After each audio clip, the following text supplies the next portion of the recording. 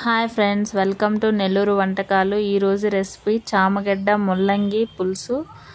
ముందుగా గ్యాస్ మీద కళాయి పెట్టి చామగడ్డలు వేసి 2 గ్లాసులు వాటర్ పోసి రాళ్ళ ఉప్పు కొంచెం వేసి ముందుగా చామగడ్డలను ఉడికించుకోవాలి.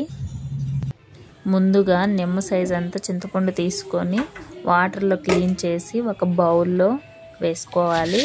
తర్వాత రాళ్ళ ఉప్పు కొంచెం వేసుకోవాలి. తర్వాత ఒక గ్లాస్ వాటర్ పోసి నానబెట్టాలి.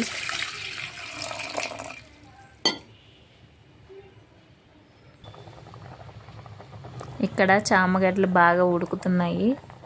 ఉడికిందో లేదో చూసుకుందాము. బాగానే ఉడుకుంది. పైన పొట్టు అంతా తీసుకోవాలి. చల్లారిన తర్వాత 2 మీడియం సైజు ఆనియన్స్, 1 టమాటా, కరివేపాకు, చిన్న వెల్లుల్లి రెబ్బలు, ముల్లంగి 1 పెద్దది కట్ చేసి పెట్టుకున్నాను.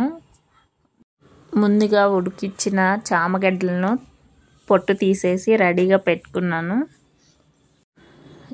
గ్యాస్ మీద కుండ పెట్టి 1 టేబుల్ స్పూన్ ఆవాలు, 1 టేబుల్ స్పూన్ మినపప్పు, 1/2 టేబుల్ స్పూన్ జీలకర్ర వేసుకోవాలి. తర్వాత వెల్లుల్లిపాయలు వేయాలి.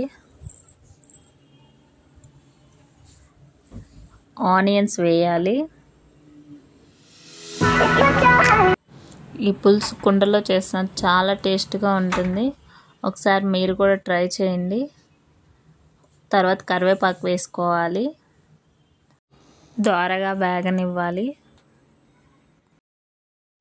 టమాటాలు వేసుకోవాలి. తర్వాత ముల్లంగి వేసుకోవాలి.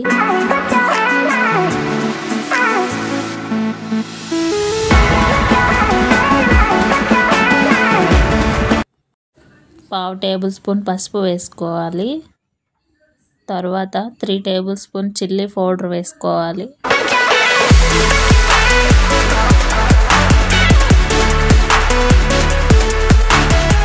తర్వాత ఒకసారి కలుపుకోవాలి.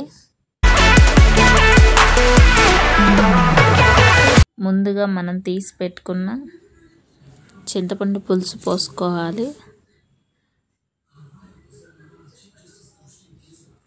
తర్వాత 1 గ్లాస్ వాటర్ పోసుకోవాలి. తర్వాత ఒకసారి బాగా కలుపుకొని మూత పెట్టి 20 నిమిషాలు బాగా ఉడకనివ్వాలి. మూత తీసి చూద్దాం. పులుసు బాగా ఉడికింది. చామగడ్డ ముక్కల్ని వేద్దాం.